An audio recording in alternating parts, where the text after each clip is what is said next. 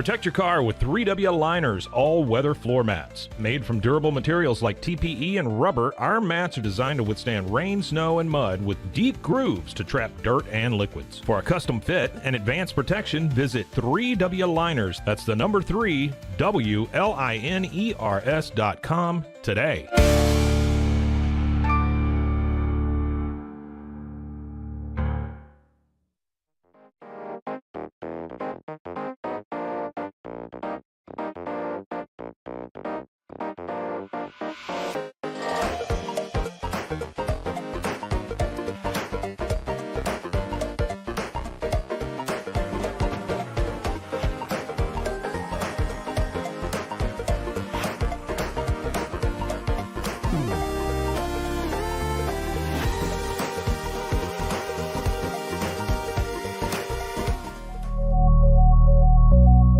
At Acasis, innovation drives us. Since 2008, we've been creating cutting-edge technology products that make your life easier. With a focus on performance, design, and customer service, we're here to help you work smarter, not harder. Join us on our journey to simplify your world. Visit Acasis.com today. That's ACASIS.com today.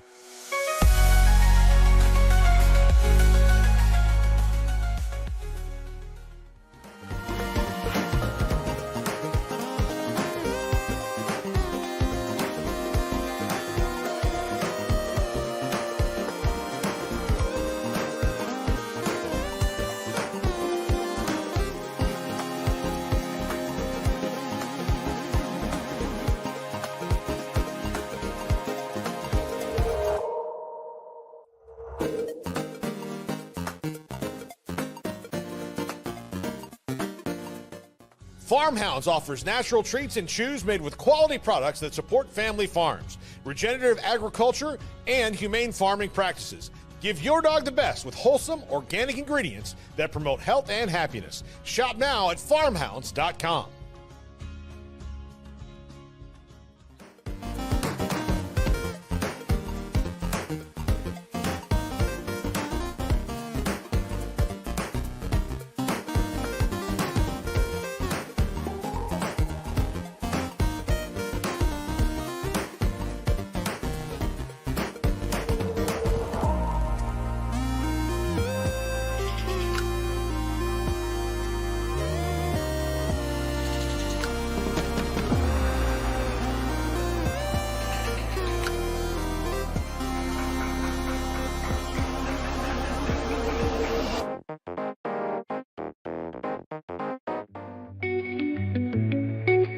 Unlock a world of convenience with Mully Box, your one-stop solution for personalized subscription boxes delivered right to your door. From gourmet snacks to unique finds, each box is tailored to your tastes. Experience the joy of surprises. Subscribe today at mullybox.com. That's MULLYBOX.com.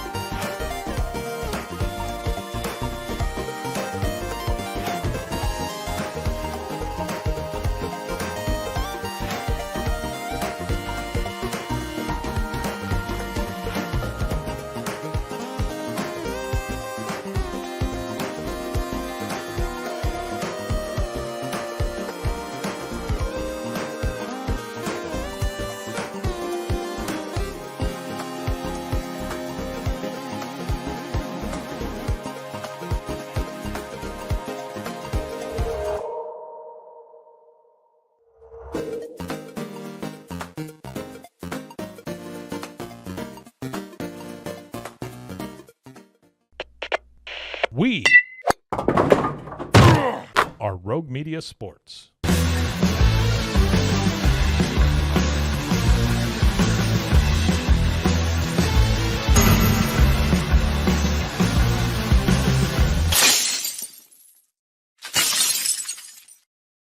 Is Rogue Media Sports because it's the Cam Show at high noon Eastern Time every weekday, 11 a.m. Central, live on YouTube and then later wherever you get your podcasts. I'm your host, Cam Stewart. Zach Burke is keeping us on the air. I'm very glad he's here. We're going to talk to Zach throughout the show. You bet your ass we will. And I would love to get his preview, even though he's not seen the movie.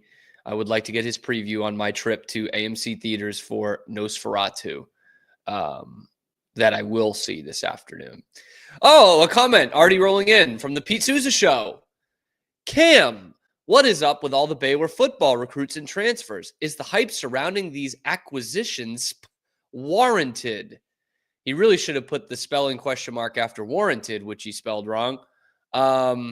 I think Pete knows that this is a Boston sports show, that I do several other shows regarding Baylor, and that there are some videos on YouTube right now where I explain my thoughts on the Baylor football recruiting situation.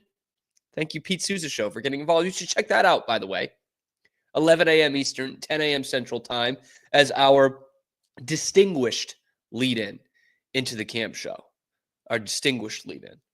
And I believe Pete was back in studio today. No heavy machinery operating behind him, at least not yet. Anyway, I want to start with, we're going to talk a little memory. We're going to take a trip down memory lane here in this first segment. And then I want to do the second segment about what I would probably talk about for this entire show, which is a potential Brad Marchand trade. We're going to have to work in some Zach and the worst thing he watched this week while he's thinking about that. And we will have to talk a pretty interesting comparison that Ryan Russillo put out there for a Celtic star and an NBA star, and who is more valuable. Yes, Jason Tatum is more valuable than Giannis Antetokounmpo. We're going to talk about that. All that coming up on this big episode of the Cam Show. But first, can you believe it's been 10 years since the Malcolm Butler interception to seal the Super Bowl? 10 years, man. Actually, it's 10 years tomorrow, Saturday, February 1st, will be the 10-year anniversary of what, for my money, and I know it's going to surprise you guys, what I consider to be probably the greatest play in the history of sports. Like the greatest single play. Because there is no greater play, just in general, than the one that takes you from certain defeat to certain victory. It is so incredibly rare in the world of sports. Like, think of some of the, iconic moments that you remember, like these buzzer beaters or game winners. I'll even look back to, some great Boston ones. The James White touchdown to win Super Bowl 51, which caps the greatest comeback in Super Bowl history. That's great, but the game was tied. The ball rolling through Buckner's legs. Awesome. The game was tied. David Ortiz's grand slam, which picked the Red Sox up off the ground, out of the grave in the 2013 ALCS, was perfect, except it tied the game. This goes from a play where you are winning. I'll be fair, you are winning. But Seattle is 1 yard away from certainly winning the Super Bowl. Like, take any doubt out of it. They're going to win the Super Bowl if they score on that play. To then you taking away that entire certainty, that 99.9% certainty on that one play. So to me, it's the biggest, most impactful, most influential play in the history of sports, because it is that certain defeat to certain victory at certainly the biggest stage that we have in the sport, in the sports world. The Super Bowl. You might have heard of it. We can say that on this show, the Super Bowl. And again, I know this is not surprising anyone, but for my money, also probably the greatest Super Bowl ever. The Patriots have played in a couple, right? That and Super Bowl 51, Super Bowl 38 against Carolina is pretty underrated. That was really great. Last year was a great one. Kansas City and San Francisco. That goes down to the end of overtime. That's pretty good. I'll give them that. Pittsburgh and Arizona, Super Bowl 43, Santonio Holmes, toe tap touchdown. But this Super Bowl 49 was one of the best matchups ever. I mean, you have the defending champs in Seattle with the Legion of Boom, one of the most famous defenses ever, especially to that point. And here were the Patriots trying to win their first Super Bowl in 10 years and was maybe the most loaded of those Patriots teams. I mean, we're talking obviously Brady, Gronk, Edelman. You'll get that defensive side where you had Darrelle Revis the year that you had Darrelle Revis. Brandon Browner on the other side was no slouch either. That was the 1, maybe 2 years you had him. Vince Wilfork was still on the team. He wouldn't be around for the next one. Chandler Jones was on that team, wouldn't be around for the next one. Hightower, Ninkovich, Jamie Collins. That was a just loaded team. We're not even talking about the offensive line either. Golly, I'd kill for an offensive line like that these days. It also has the buildup of Deflategate, right? And Seattle, like I said, trying to go back to back. They're very brash. I mean, you look at the players on their side too, right? With Wilson and Lynch and Richard Sherman and Bobby Wagner, who had a pick in that game. Michael Bennett, who had a great game in the Super Bowl for Seattle. Then there's the storylines within the game. You know, Chris Matthews, the guy who's working at Foot Locker a couple months before, is scoring a touchdown in the Super Bowl. It looks like he's going to win MVP. You know, they can't figure out Russell Wilson. Brady has these great drives. It's so good. It's so good. And then they're down 10 in the second half, and they completely abandon running the ball. And against a generationally good defense, Brady picks them apart and wills them back into this thing. Oh, it was so great. And Matt Patricia was on the Games with Names podcast yesterday, I guess it came out, with Julian Edelman. And he has an awesome, 15-minute breakdown of that game, and specifically that play, that Malcolm Butler play. And look, I mean, I happen to trust Patricia when it comes to this, but it's certainly one of those situations where it's like, I take it with a grain of salt. But he was talking about having that 3-corner package in the goal line, which is what they go to on that play, and that Bill had always told him to have it for years and years and years, but it was never anything that they used. And apparently Patricia went into the meeting room that week of the Super Bowl, or right after the AFC Championship game, actually. So 2 weeks before the Super Bowl, and said, we've got to have the 3-corner goal line package ready. We just have to. Seattle goes in this personnel far too often on the goal line for us to not do that.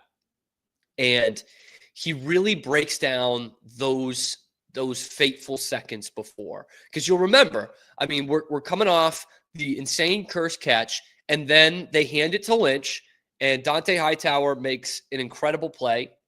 He bench presses Russell Okung off of him and basically throws an arm at Lynch's legs to tackle him at the 2-1 yard line. And the clock is ticking. We're ticking under 30 seconds here. And everyone in the world is wondering why Bill Belichick is not calling a timeout to stop the clock and try to conserve clock for Brady when they get the ball back, because Seattle's going to score. In fact, Pete's wondering the same thing. Bill not calling a timeout was amazing. It was. And Patricia is talking about that in this moment. He talks about it in the Do Your Job documentary too, where he's on the headset and a couple of guys are asking, Bill, are we calling a timeout? Are we calling a timeout? And Belichick just says, nope, we got it. Because he's looking at Pete Carroll the whole time. And there's no communication in the headset at this point in the game. And Seattle was really scrambling to get their offense out there. It's almost like they were still hungover from 2 plays before and what they were going to go to. And Belichick basically had said later, he said, I didn't want to bail him out. I didn't want to give him time to think of a play. And when the Patriot staffers start doing the flex for a goal line defense, Seattle then thinks, this is Patricia talking, Seattle then thinks, okay, they're going goal line. We can pass. We can catch them with this quick pass. And what they didn't know was it was a 3-corner goal line set, because you usually don't have that. It's usually a 1 or a 2-corner set. And it's just a really incredible breakdown of this. And they're talking about, and this is also in the Do Your Job documentary from the 14 season, how often Seattle ran that pick play on the goal line, and how in practice all week, every corner on the team saw that route in practice. And what's funny is Malcolm Butler couldn't stop it. He couldn't beat the guy to the spot. Josh Boyce from TCU. Remember Josh Boyce? He was scoring touchdowns on Malcolm Butler in practice on that play, on that route. And, the rest is history. They call 3 corners, Brian Flores. Malcolm, go! And Browner puts him in the right spot. And they jump the play, jump the pick play. It's just the perfect ending to the perfect game, I think. The undrafted rookie free agent out of West Alabama, which Al Michaels nails, by the way, right as it happens. And, we're all geniuses. Belichick doesn't call a timeout. Patricia has the 3 corner set out there.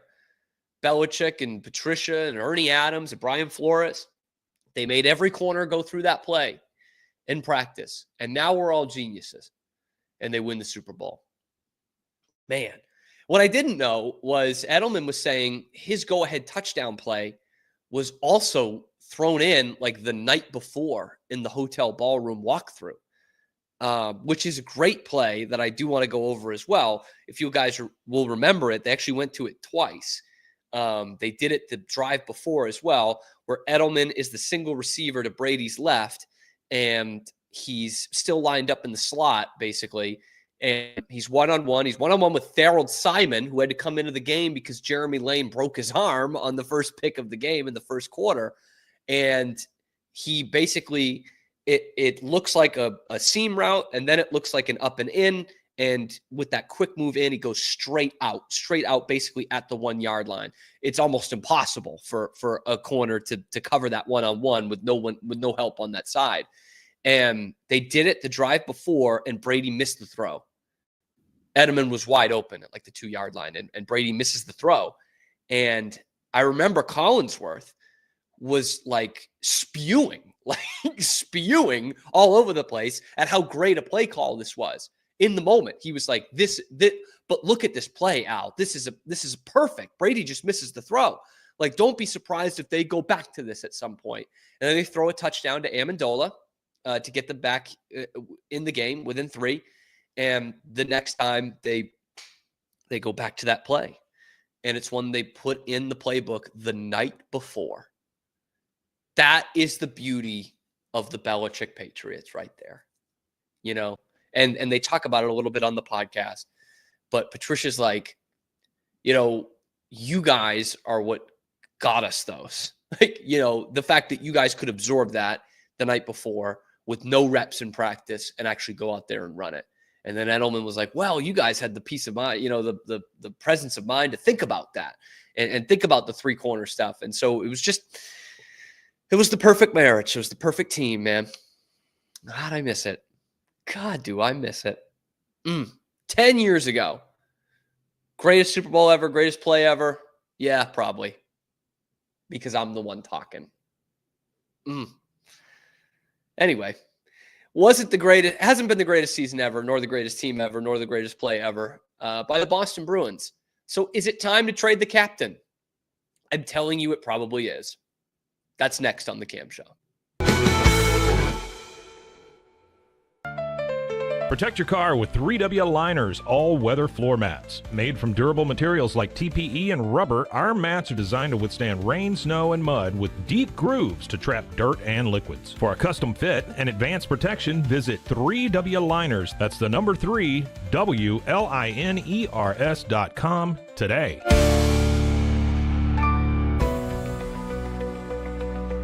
At 25 Home, our ultimate goal is to provide you with a transformative experience, making each day feel like it has an extra hour. We believe your home is more than just a space, it's a sanctuary where comfort, relaxation, and happiness thrive. Discover the difference at 25 Home today. Shop now at 25home.com. I need to get real excited. Sure. Okay. Hello, everyone. My name is Sheridan Vasquez, and this is Sheridan Soundcheck Sessions. And I will be interviewing some of your favorite musicians and maybe some you've never heard before. Join me on Sheridan Soundcheck Sessions for something new every time. You can find Sheridan Soundcheck Sessions anywhere you get your podcasts or at roguemediamusic.com. Yeehaw. And keep the music playing. There you go. Yeah. That's all we need. Yeah.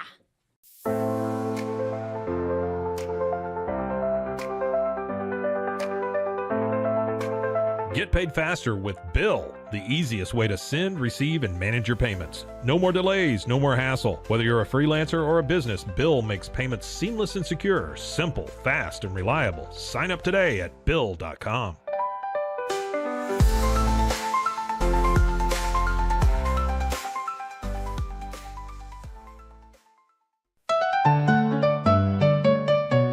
Want to turn your passion into profit? With Blogify, creating a blog has never been easier.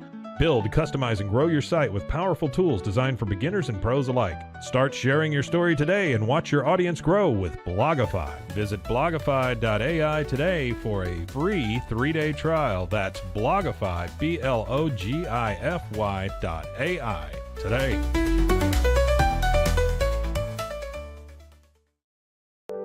Overwhelmed by your inbox? Clean Email is here to help.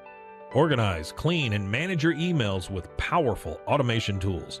Say goodbye to spam and clutter and enjoy a stress-free inbox. Try Clean Email today at cleanemail.com. That's CLEAN email.com. Stay connected no matter where you are with eSIM-X. Say goodbye to expensive roaming charges and physical SIM cards. With access to over 200 global carriers, we make mobile connectivity seamless and affordable for travelers worldwide. Join the future of communication today at eSIMX.com. That's ESIMX.com.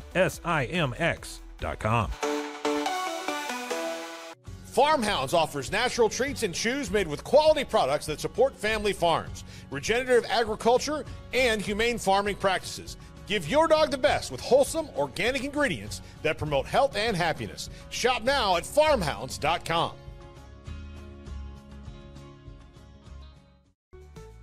EasySun has been living fearlessly under the sun since 2016. Born from sailors' need for convenient sun protection, our mineral sunscreen is crafted with natural ingredients offering broad spectrum protection against UVA and UVB rays. Safe for your skin and the environment, stay protected on the go with EasySun, your ultimate sun care solution. Visit EasySun.com today. That's EEZYSUN.com.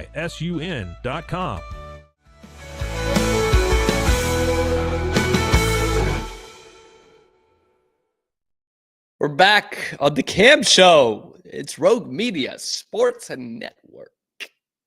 Pete Souza in the morning. Cam Stewart the early afternoon. Get you your lunchtime hour of sports talk. Cam Stewart talking all things happening in Beantown. Oh boy, I had to go to something of a dinner party last night. And I'm basically talking to Zach here. And it's with. So this is such a loose connection. So my girlfriend's sister is engaged to a guy who grew up in Evanston, where we live now. Okay. And he doesn't live here anymore, but most of his family still does. And so like we met his family at the engagement party last year. Very nice people. And so she had gone over to have dinner with them a couple of times. This was the first time I went last night. Very nice people, like genuinely, I don't throw that out very often. Very nice people, very lovely time, great food. Especially seeing it this many times. They must be really nice people. Like genuinely, yeah. I'm not anyway. But a couple of times the word Beantown came up and I was just like, be nice. Just be nice. Be nice. They asked me like, so you like the town? And I'm like, yeah, it's okay. Like, I'm not, I'm just trying to not be critical or mean or anything. I didn't want to be like, nobody calls it Beantown. Shut up. But like, don't tell me to pack my car. Like, don't. They didn't get to that. But you ever have those? Is there a giant bean in Chicago? There is in Chicago. Isn't that why they're Beantown? No, I know, but I'm trying to figure out why Chicago wants to refer to themselves as Beantown. No. They were saying that okay. They were calling. Yeah. No. Yeah. I follow now. I'm just And like, brother, like never in my life have I called it that. here's what's Nor funny. heard anyone Here's call what's it funny that you bring this up, because I have a buddy of mine who is from Chicago, and Oh, I thought you were gonna be like, they call Riesel Indian Town. some people in Riesel might, if we're being honest. That's kind of how that sounds. Indian Town. Yeah, go ahead. I had some time last night after putting the little guy to bed, and I played a game of Madden against him. And so Against your son. no, against my buddy from Chicago. Oh, okay. No, my son was asleep. Like I had the So monitor. it would have been easy. Would have been easy to beat him though. Oh yeah, no, his hand If he was asleep and like 3 months old. Yeah. Yeah. He trash talks though still. So and funny enough, it came up, like, it's funny that you tell that story. I don't know how we got onto it, but he was talking about how he wished he knew more people with Boston accents, and he called it, I'm pretty sure he might have called it Beantown last night too, now that you bring it up. So maybe it's a Chicago thing in general, where they're like, when we refer to Boston, that's what we have to just collectively as Chicagoans call it. It's so weird, dude. They used to like, I don't know if they still do, they might, but like they would put on t-shirts when the Red Sox Yankees rivalry was like at its peak, it would be Showdown in Beantown. And I'm like, why are we funding this? Why are we supporting this? Like, it's just because it's an easy slogan to put out there. Probably. It's catchy. Well, some people like it. Yeah, I've literally, it's only come from people outside of the city that hear that. So then, yeah, I'm trying to think of what is there something for. And that was like also to the accent thing. Like they were asking me last night, they're like, "Oh, you don't have an accent." And I'm like, "Well, I don't really, like, I kind of suppress it for the most part. Like when I'm on here, definitely I try to. I probably shouldn't because it's a Boston show, but like for the most part, it was drilled out of me a while ago in college. So when I'm at home or I'm talking a lot, it does come out, or when I'm drunk, it certainly comes out. Or apparently in press conferences when it's not allowed. But like it does come out. And it was funny because they all have fairly strong Chicago accents, not like ridiculous, not, Chris Farley SNL skit, but like pretty good. And I feel like the Chicago/Midwest accent is just like so much more natural. Does that sound right? Like it just, it feels like it's easier to just kind of blend in. It is. I always thought that the Midwest, I always thought it was like an Ohio accent, but maybe it is the Chicagoan accent is what like they think the American accent kind of should be. Like it's like, like when, or I always felt like, like when you would try to break into radio, like they'd always be like, we don't want you to sound like a hick. Like you need to kind of sound like, people want to listen to somebody who sounds dignified. Like they're from like that Midwest area, which. Right. That's what they said about me, because I will agree. Boston does not sound like a smart accent. Yeah. Doesn't sound like you're not hearing someone talking a Boston accent being like, "Ooh, I'd listen to that guy." When it comes to scientific and health advice, yeah. But I would argue if the information you're presenting is good, people are going to listen. Yes, yeah. Like. But dummies listen, so that's So I don't know. It was a weird thing where I was just like Chicago / like it doesn't feel like anyone's trying too hard in Fargo. You know what I mean? Versus The Departed, and maybe it's just because I grew up in it, but The Departed, oh God, that was a tough one. So like you don't. It feels like people are trying hard. When I brought up that I love The Departed, a little bit of you was just like, Yeah, I break it down like this. So when it comes to any Boston movie, I'm super critical of the accent. Thank you. I'm super critical of any Boston accent in movies because most of them suck. Mm-hmm. But that usually doesn't fully take away from my enjoyment of the movie. I think The Town is okay.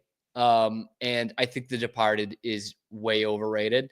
I don't really like Nicholson in The Departed. I think it's not. Yeah. Okay. I do think the last 30 to 40 minutes of The Departed is still great outside of that last scene. Oh, the very end with Wahlberg? You don't like the... No, the literally the last frame, the rat with the state house. I think that's so corny and so insulting to a great filmmaker. Well, he's the one who included it, though. I know. That's what I mean. It's like so weird that he did that. I think I always enjoyed it. I think that it was The Departed. Other people did too. Yeah.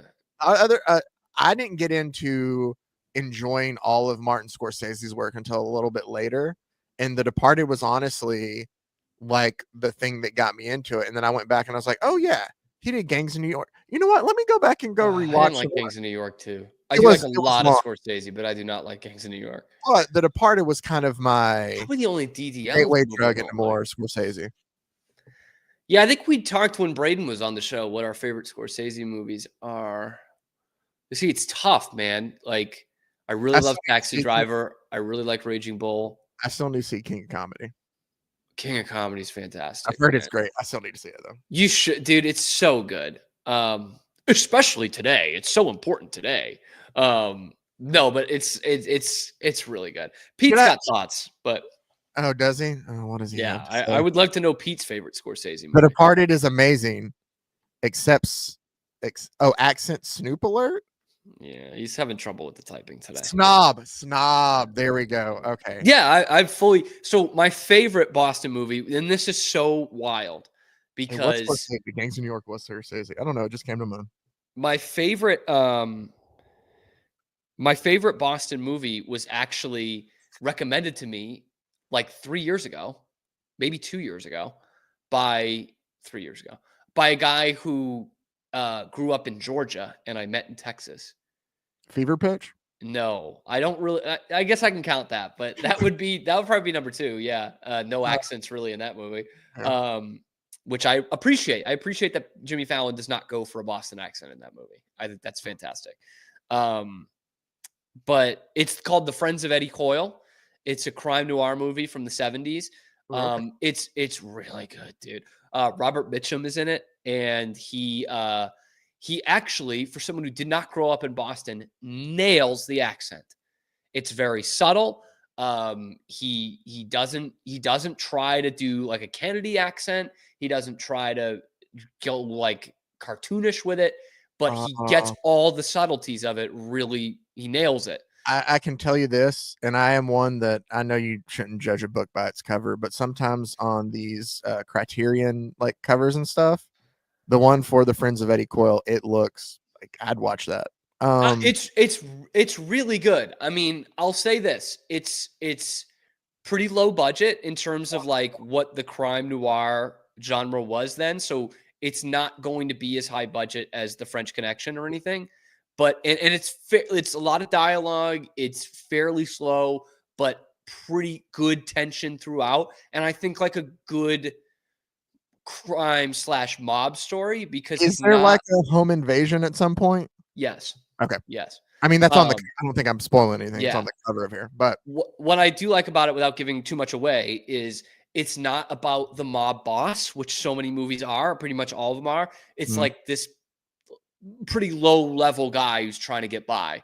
And they film a lot of it around sort of near where I grew up. And it's from 50 years ago. And still it's like most of the stuff looks the same.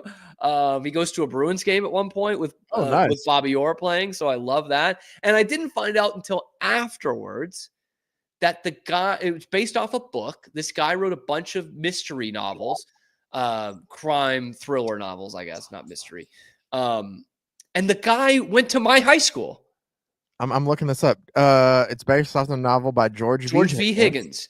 That would essentially be like Zach, the guy going to Riesel High School. Like this is a nothing town where no one comes from except Brianna Chicken Fry, which I guess that's famous. But and George V. Higgins. And George V. Higgins, man. It's a fantastic movie. Yeah, I'm still waiting for my. I think that I could potentially still be in the running if they were like the top 20 people who have had an impact on Riesel for a billboard. I still think I might be in that running. So I think you might be in the top 10, brother. Maybe. I mean, who has done more awareness? You know, who has brought more awareness to that city than me? Honestly, I mean, Braden Murray. But that's because it's his least favorite city in the state. Classic. Oh my God. Classic throwback moment. So this was in the summer. I don't even know. I think we were talking about New Orleans. And I was just talking about how I hate New Orleans. And I asked Braden, I was like, what is like your least favorite city in the world? Like, where would you, like, I couldn't pay you to live there. Couldn't even pay you to visit there. You done with it. And for example, I used New Orleans. Braden goes, Riesel, Texas. Not even knowing that Zach, who was the producer still, was from Riesel. Yeah. It's this jumpy little, this tiny suburb next to Waco. And that's the one he picked, bro. I was, because some people are just like, oh, New York City, I can't ever do it again. It's gross. It's, and he picks Riesel, Texas. It is fantastic moment. It is very small, and it only has like 2 gas stations. It does have a Dollar General now. So, I mean, there's that, but that's about all you got. As a kid, I do remember we would have to like get up and like drive at least 20 minutes just to go get groceries somewhere. So it is kind of out in the middle of. See, that's a pain. Like I was pretty small suburb, but 5 minutes to the grocery store, 10 minutes to the other grocery store. I guess we could drive to a smaller one that was like 15 away. But like if you want it, like a real grocery store, HEB, it's about 20, 25 minutes away. Golly. Yeah. Do you have a favorite Daniel Day-Lewis movie? So I'm just going to keep going with this segment and do the Bruins next. No, that's fine. Hot take. I'm not the biggest fan of Daniel Day-Lewis. You think he's too much? I respect him as an actor, but yeah, I think his whole like, I'm gonna pretend to be Abraham Lincoln for 3 years before I even shoot the movie is way too fucking much, man. So method actors in general, I just like, I get it to a point, but then there's some of it where I'm like Jared Leto, like, come on, man, sending people like rats in boxes. You're not the Christian fucking Bale, Marlon Brando. Again, but there's limits because Christian Bale, while he will yell at you on set, has not like, sent James Dean co-stars weird stuff. What's funny is Brando was such a method actor and then just gave up on it one day. Remember, like, I mean, The Godfather, he had to read off cue cards the whole time. Yeah. Apocalypse Now, he couldn't even get into working shapes. They had to make the character fat, which didn't make any sense.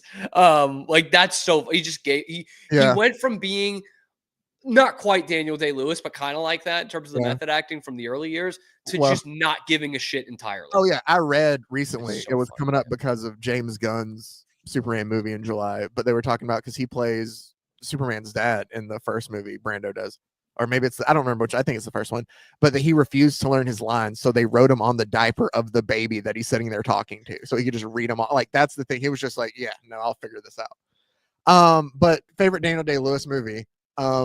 As much as I'm tempted to bring up Gangs of New York again, I mean, you can. You like the movie. You like the movie, it was. I'm gonna say. Last of the Mohicans, probably. Okay, I've never seen Last of the Mohicans, so I can't. It was it's been a while, but from what I remember watching it, I thought it was decent. I usually don't watch Daniel Day-Lewis movies just because I think it's a bit pretentious. It's a bit much. Yeah. Can I bring up another thing from last night's dinner theater? Go ahead. So there was one of the guy's brothers has little kids. Mm-hmm. And so Grace was doing some trick where she had like a couple of grapes up here to kind of make the kids laugh. And then she started using Godfather lines because there's that scene in The Godfather where Brando's got like an orange in his mouth and he's doing that. And like everyone kind of laughs at it a little bit. And then she looks at me and she goes, well, I guess Cam can tell me because he's the actual movie fan that I got it wrong. I was like, what? Dude, I didn't say anything. Like, do you constantly tell her? No, I mean, maybe if we were just the only two, I'd be like, oh, well, he actually says this. But like, no, and she like got it right. And I was like, why are you making, like, that makes me look like a douchebag in front of these strangers, man. Like, they're going to think I like mentally abuse her when we get home. They for sure think that like she comes home from work one day and she's so happy to see you and she throws some line from a movie out and you just like stop her like, actually, you got it wrong. Don't talk Just trying to keep them away from me. That's it. Just trying to keep them away. I was like, what the hell? I was like, no. And there's nothing in that moment that you can do to convince them otherwise that I'm not a dick, right? I'm like, no, you got it. You got it right. What are you talking about? Should I ask you this week what the worst thing, since we're in this Yeah, segment, we might as well, real quick. I have one, and I thought about it, and I was racking my brain, and I don't think I've watched. Honestly, I haven't watched much at all this week, so thinking of the worst thing I watched was a little tough. Because all I've seen was I watched some Sherlock. Okay. Rewatch, the BBC with. It's not bad. I enjoy it. Somehow my wife has gotten into NCIS. I don't know why, so that'll be on sometimes. Shit. But again, we've talked about it. Like, I know what it is. So like when I sit and I watch it, I just I cringe a bit, but I'm like, this is what it's supposed to be. The worst thing I watched this week, and this might be kind of weird, is the Dallas Cowboys press conference announcing their new head coach. And it's not even just some of it is, I guess, the decision, but it is what it is. It was the actual things that happened at the press conference that it was entertaining. But when I got done, I was just like, I have no clue what we're doing here. I thought that Stephen Jones talking about a drought and using air quotes was pretty entertaining. No, Stephen, it's literal. It is a drought. Jerry, to me, and this is coming from a guy who will get randomly emotional at times, especially ever since I had a kid. But Jerry, it just felt just kind of in the middle of it, just voice cracked, and he was about to cry when talking about Brian Schottenheimer, which was just a weird thing to do. But yeah, I don't know. It just felt the worst thing I watched. It was a bunch of just, I don't know, a bunch of nothing in a way. And it's not even just because I don't like the Cowboys. It's more because I don't necessarily understand the choice. It's too on the nose at this point. Yeah. It's not even that funny. No. I'll give you a roundabout one. Can I give you a real roundabout worst thing I watched? Because I technically didn't watch it this week, but I'll explain why. Okay. What I did watch for the first time ever this week was the movie The Talented Mr. Ripley. Okay. With Matt Damon and Jude Law. Gwyneth Paltrow. And I thought it was pretty good. And I had heard about how it would that Saltburn had ripped it off. Did you ever watch Saltburn? I hadn't seen Saltburn yet. It's on the list, but so we watched that last year when it came out, and I thought it was okay. Interesting concept until I realized watching this movie, it completely ripped off The Talented Mr. Ripley, entirely. Not even to the point where some of the dialogue / scenes are completely the same. And I'm like, this Saltburn was not released as a reimagining of The Talented Mr. Ripley or anything, but it is the same thing. And so it for the most, 95% of it, there's some little things here and there that are not the same. But that made me be like, you know what? I don't like Saltburn as much anymore. Because there was a movie that came out 25 years before it that honestly I thought was a little bit better and had Philip Seymour Hoffman in it, which is auto check in my book. And I hate that they did that. So that's the worst thing.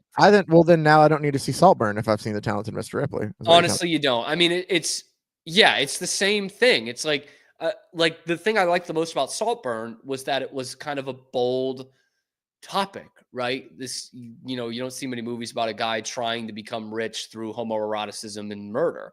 But that's exactly what happens in The Talented Mr. Ripley. But it also kind of has an American Psycho ending versus Saltburn almost has a happily ever after ending. The guy's home free, but The Talented Mr. Ripley, not really. You have to then wonder what happens to his life. And thank God they didn't make a sequel, a real one. So, well, yeah, I will just add real quick, just because it fits in a way. When you bring up Saltburn, I know that Barry Keoghan? Yeah, is in there. I watched a movie with him once that was called.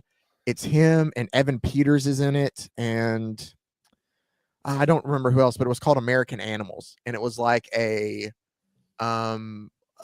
movie based on actual events in a way, about these guys who stole rare books from the Transylvania University College in the early 2000s. So they play like these college students who are planning on like stealing these world famous books from the college library and like trying to sell and fence it. The thing about it that is very, at least the way they shot it, that is really cool to me is they get the actual people who were in there. And so they'll have it cut between like Evan Peters and Barry Keoghan talking to the actual people being like, yeah, no, that's exactly how that conversation. So it's like fiction, because I know they obviously like dramatize it, because that's what they do with any of these. But so it's like the fiction parts tied in with the actual people talking to, and it's actually really well done. I don't know why when I thought of Saltburn, that just made me think of that. But there, I might give it a look. I got the weekend. And it's only like 90 minutes too. I'm not saying it's great, but I'm saying like you could watch a lot worse. Was there anything else you going to see Nosferatu today? I'm gonna, yep. 4:55 screening. You excited? Yeah. Going by yourself? Yeah. Grace was gonna come. I thought there was a 7:00, but there's not on this Friday, and so she's not gonna be home in time. So she's just told me to go. So I'm gonna go. All right. Well, you want us to know on Monday how it is? I will. I'm also going to talk about this potential Brad Marchand trade, if that's okay with you. Yeah, no. I'm gonna do that. I'm gonna do that. Your show. I'm gonna do that next on the Cam Show. Shades is your trusted partner in stage lighting, offering a wide range of high-quality, innovative products since 2015. With designs that cater to all needs, fast delivery, and affordable prices, we provide exceptional customer service to ensure your satisfaction. With warehouses across the globe and sales in over 100 countries, Sheds is quickly becoming one of the most recognized names in the stage lighting industry. Visit shehds.com today to discover top-tier stage lighting solutions and become part of our global network. Introducing Muc-Off's classic pink bike cleaner, powered by revolutionary nanotechnology that breaks down dirt and grime on a microscopic level while protecting your bike's delicate finish. Developed by our mad developer Alex and tested by riders, our products are made by riders for riders. Discover more at us.muc-off.com, where we break the mold to bring you the best in bike care. At Open Goal USA, we're revolutionizing training for both soccer and lacrosse with our innovative portable rebounders. Perfect for players of all ages and skill levels, our rebounders improve accuracy, control, and technique in both sports. Built with premium materials for durability and ease of use, they're ideal for training anywhere, anytime. Whether you're perfecting your soccer game or sharpening your lacrosse skills, Open Goal USA has you covered. Visit OpenGoalUSA.com and elevate your training today. Chappellex is a full-category shapewear brand dedicated to providing women with exceptional comfort and support. We offer thoughtfully designed solutions that blend style with functionality, empowering women to feel confident and at ease every day. Chappellex is redefining what it means to have a perfect body. Our mission celebrates body positivity, embracing every shape and size, because true beauty lies in authenticity. Visit shapellx.com today and join a movement towards self-love, acceptance, and confidence. Indulge in Blum's luxurious Lotus flower rolls. The green Lotus roll bursts with a caramel apple flavor, while the blue Lotus roll offers a smooth berry cream sensation. With our Crush for Flavor technology, enjoy an instant burst of natural, intense flavor anytime you desire. Elevate your experience with the finest creations nature has to offer. Explore the full collection at blumleaf.com. That's BLUUMLEAF.com. Blumleaf. Golf Partner, the world's largest golf store network, offers more purchasing opportunities than anywhere else. With a dominant market share and a wider selection of quality secondhand golf clubs than our competitors, we make it easy for you to enjoy the game with affordable, top-quality equipment. Join us at golfpartnerusa.com and discover why we're the trusted choice for golf lovers worldwide.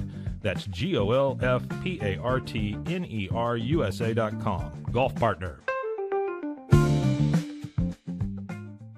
At Terrapin Ridge Farms, they believe in the joy of effortless entertaining. Inspired by CEO Mary O'Donnell's mom and her legendary holiday parties, they've crafted a line of gourmet foods that turn any meal into a celebration. From savory jams to mustards, aiolis, and more, their products are made with love, bringing unforgettable flavors to your table. Whether it's a casual get-together or a special occasion, they make it easy to impress. Terrapin Ridge Farms, where great food and great memories come together. Visit them at terrapinridge.com. Terrapin Ridge. Relax with Hemp Delicious. Organically grown hemp, massively blended with delicious organic herbs, responsibly sourced for their holistic benefits. Each sip offers calming, antioxidant-rich wellness. Brewed just for you. Sip the calm with Hemp Delicious. Find your blend at hempdelicious.com.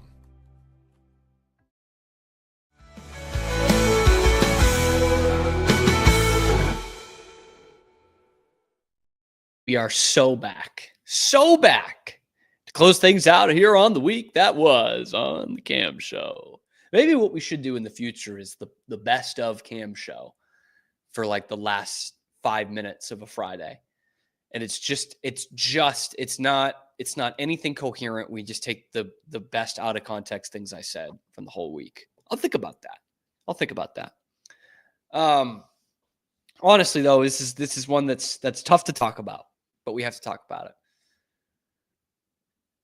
The best thing the Bruins can do from now until the end of the season is trade Brad Marchand. And that sucks because he's your captain. He's a Hall of Famer. He's a fan favorite. I love Brad Marchand. He's one of my favorite players ever to play for the Bruins. He's one of the 2 or 3 greatest wingers to ever play for the Bruins with Johnny Busick, and of course Cam Neely. I almost put those 2 players together there in the last name. And who knows if he wants to move, but the Bruins are not going anywhere. All right. They're now under 30% chance to make the playoffs. Right now they're slotted at the 13th pick in the draft. And if you get rid of some of this dead weight, you can get into the top 10. And that dead weight is not necessarily Marchand. I'm talking about these guys on expirings that you're going to get nothing for, not much in return, right?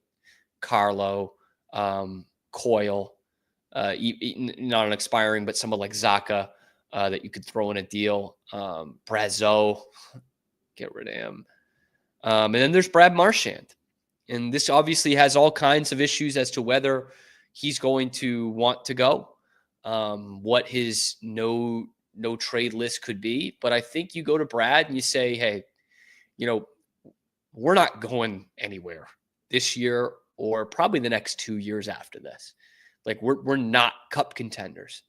And we know that you want to finish your career as a Bruin, but hey, you're on an expiring deal here. They probably already have some sort of agreement in place going into next year, the way that they did this year. But you can go and chase a cup with somebody, give us 3 or 4 teams that you're willing to go to. We'll make something happen. We can get something in return for you. And then guess what, man? After the season, we might be able to just bring you back. It's rare, but it happens. Keith Tkachuk did it with the Blues. You just say, hey, go help someone out, and we'll get we'll get a young player and a draft pick in return. And that can help us bolster the future that you might be a part of in the short term at age, 35, 36. And this does stink. I love Brad Marchand, man. That goal he scored in Game 3 in 2011 against Vancouver, that shorthanded goal, is one of my favorite goals in Bruins history. And he scored 2 in Game 7. Like a legend. He will be in the Hockey Hall of Fame. He will have his number retired at the Garden. But they don't have a lot of trade pieces right now that are of much value. I mean, those other guys that I mentioned, the Brazeaus, the Coyles, the Carlos, trade them for anything.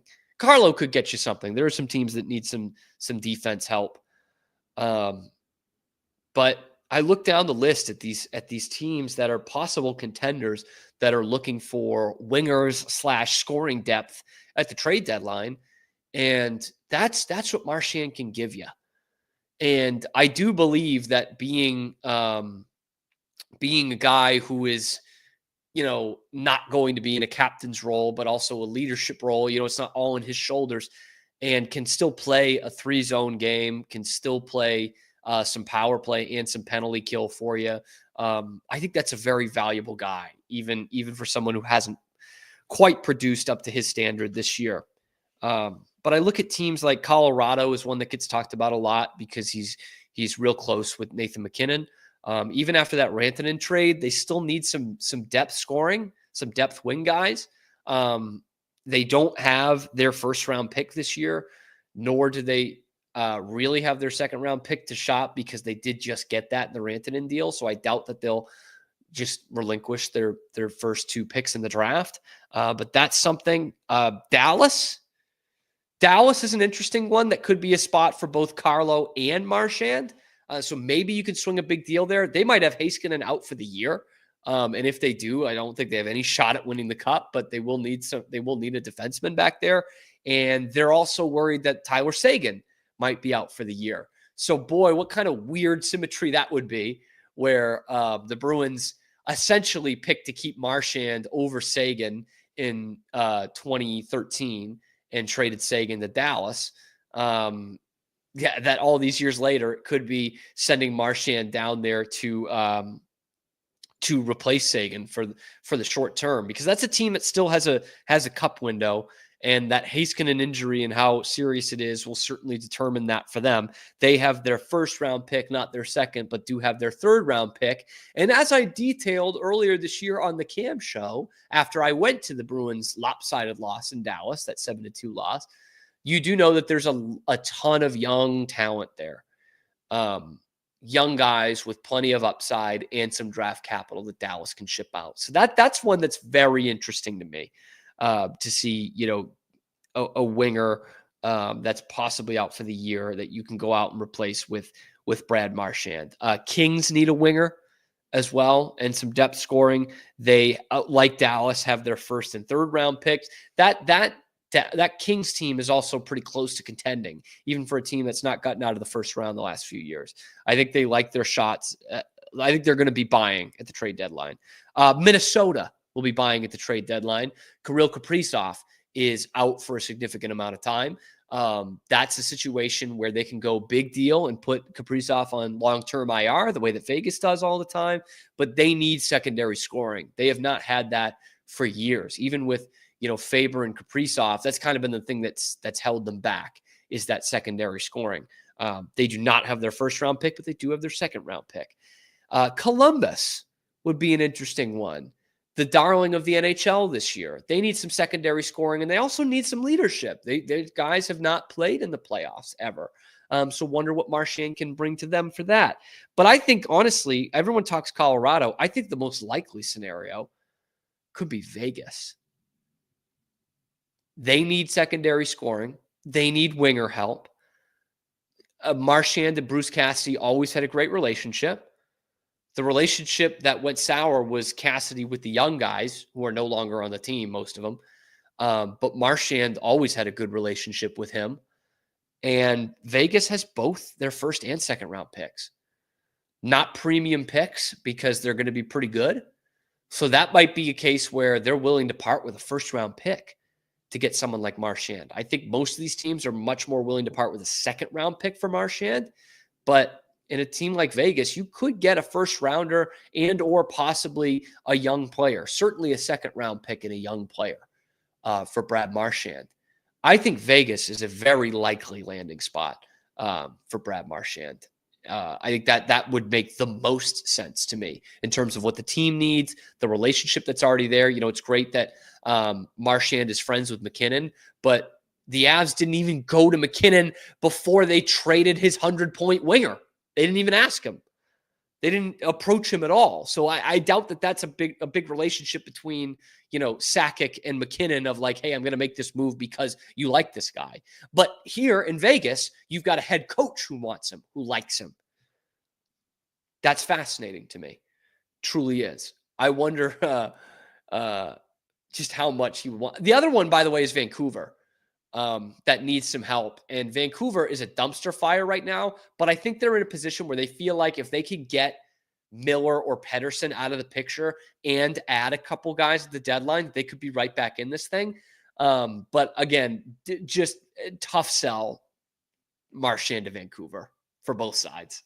There's a lot of history there. I doubt that one will happen. But Vegas really jumps off the page to me.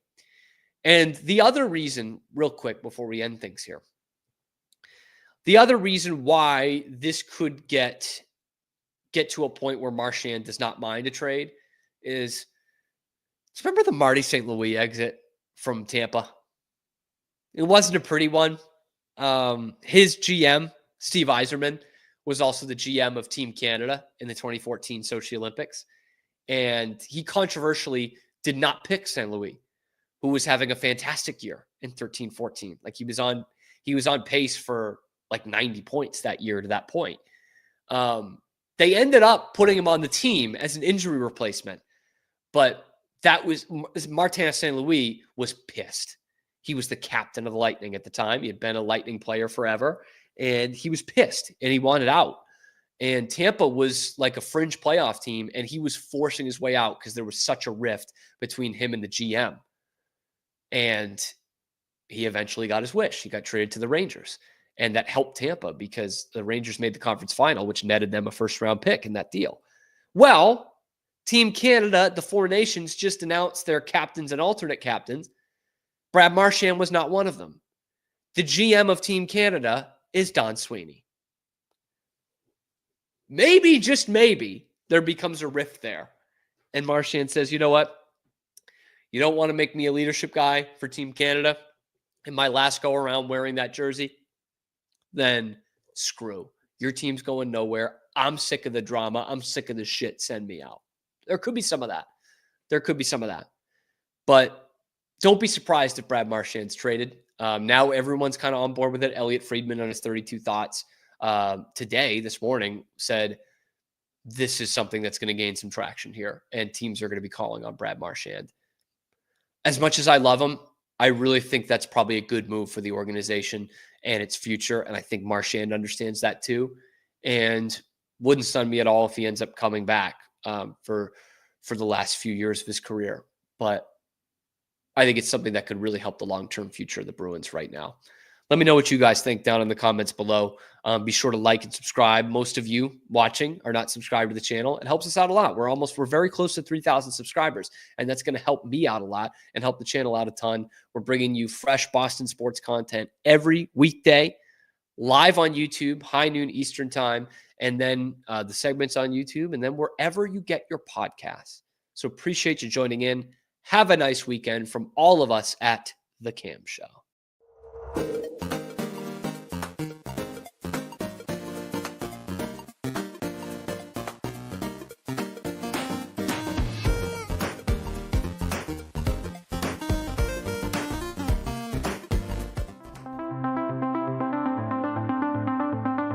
Transform your workspace with Hanomi Ergonomics. From adjustable chairs to standing desks, we provide solutions for comfort and productivity, whether at home or in the office.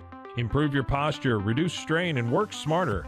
Visit us at hanomi.co today. That's HINOMI.co today.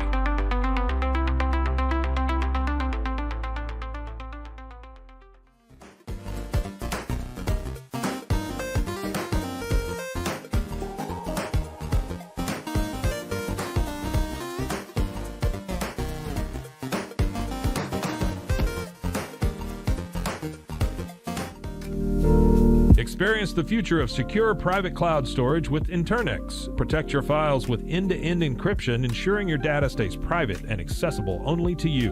Enjoy seamless, fast storage without compromising security. Visit Internex.com today and take control of your digital life. That's INTERNXT.com today.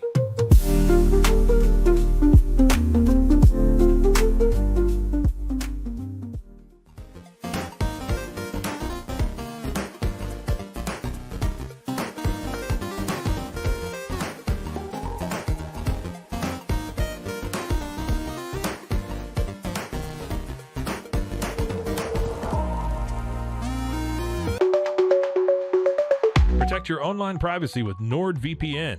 Browse securely, access content from anywhere, and keep your data safe with military-grade encryption. Whether at home or on the go, NordVPN ensures your digital freedom. Stay secure. Download NordVPN today at nordvpn.com. That's NORDVPN.com.